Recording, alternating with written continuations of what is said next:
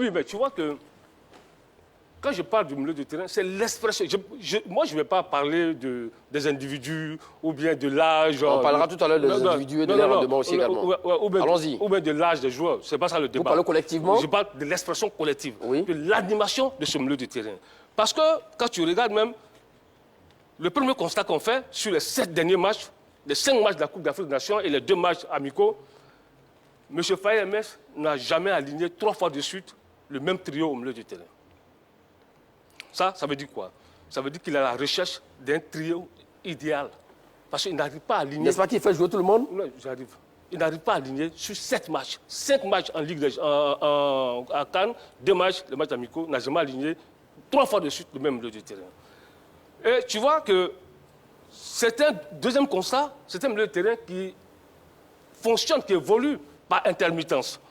C'est-à-dire que tu ne vas jamais voir les 3 cadres, Seko, Kessié ou Sangaré, briller ensemble.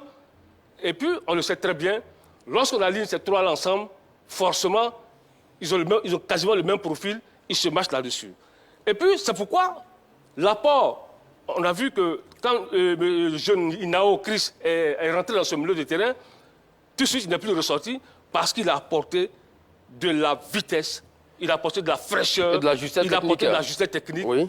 Mais est-ce que maintenant, la question que je me pose... Il n'a fait pas partie du milieu du terrain, s'il vous plaît, Jean Bénès. On pose la question. Non, Jean Bénès, s'il vous plaît, j'arrive. Vous poser la question. C'était ma prochaine question exactement. Est-ce que ce garçon-là peut tout faire lui seul dans ce milieu du terrain? C'est la question. On l'a vu contre l'Égypte, il était le plus à 2 contre lui. Donc, tout ce dont vous parliez à l'instant, que ça manquait, voyez-vous que finalement, ça ne manque pas en tant que tel? Non, mais attends. Il y a quand même quelqu'un qui arrive à apporter autre chose. Mais attends. Donc, vous avez parlé de quoi? Lui seul. Oui. Lui seul, il peut régler tout le problème au milieu de terrain. On l'a vu contre l'Égypte. C'est pour ça qu'on va mettre 3 joueurs avec la complémentarité. Écoute-moi bien. Diago Parfait ne joue-t-il pas dans le milieu de l'équipe de Côte d'Ivoire? Diago Parfait, je ne crois pas qu'il soit titulaire dans ce trio au milieu de terrain de la Côte d'Ivoire. Ça, il faut le dire tout net. Est-ce qu'aujourd'hui, M. Faye MS peut prendre le risque d'aligner Diago et Inao dans le trio? Mais ça s'est fait? Non, écoute-moi. En match officiel, écoute-moi. Ça, c'était... La Coupe du Monde n'a pas encore commencé. Mais il y a des gens en Côte d'Ivoire qui sont en train de pleurnicher comme les ânes. Il y a des gens en Côte d'Ivoire qui sont en train de pleurnicher comme les ânes. Il y a des gens qui sont devenus coachs sans s'en rendre compte qu'ils sont déjà devenus coachs. Parce qu'ils ont pris la place du coach. Et moi, j'ai confiance à l'équipe de la Côte d'Ivoire.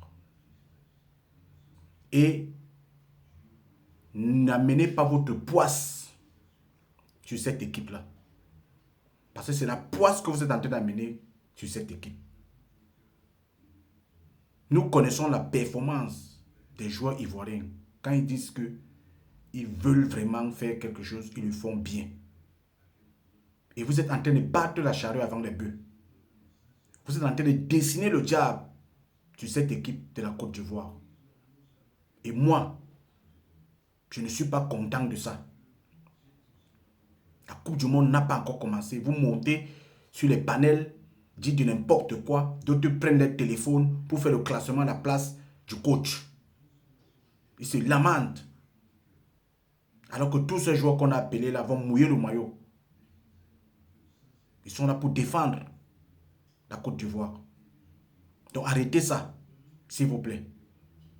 Arrêtez ça. Faisons confiance au coach et à l'équipe nationale de la Côte d'Ivoire. Parce que moi, c'est mon équipe. C'est l'équipe que je supporte à la Coupe du Monde. Et je suis prêt à parier pour leur victoire. Et je ne voudrais pas que votre poisse, votre malchance, parce que c'est la bouche qui bénit et c'est la bouche qui maudit. Arrêtez ça, s'il vous plaît. Ce que je voulais vous dire ce soir. Parce que depuis, j'entends ça sur les panels, je vois ça sur les réseaux sociaux. Et moi, ça ne me plaît pas. Moi, j'ai confiance à l'équipe de la Côte d'Ivoire. Et je suis qu'ils feront de leur mieux à la Coupe du Monde. Et c'est de ça qu'il s'agit. Victoire pour l'équipe ivoirienne. Ceux qui me suivent, qui sont ivoiriens, beaucoup se sont abonnés ces jours-ci dans ma page. Je vous dis merci. Et il y en a encore beaucoup qui me suivent qui ne sont pas encore abonnés. Je ne sais pas ce que vous attendez. C'est le moment maintenant de vous abonner. Parce que la Coupe du Monde est devant notre porte. Et nous devons supporter l'équipe nationale de la Côte d'Ivoire. Vous et moi, c'est le moment maintenant de vous abonner. Abonnez-vous massivement, partagez dans les groupes. Vive la Côte d'Ivoire à la Coupe du Monde. C'est ce que nous allons mettre comme titre. La victoire de la Côte d'Ivoire. Vive la Côte d'Ivoire à la Coupe du Monde. D'ici ces petits sorciers qui sont dans les panels, qui prennent leur téléphone pour dire de n'importe quoi. C'est de ça qu'il s'agit. C'est la victoire de la Côte d'Ivoire à la Coupe du Monde. Je suis sûr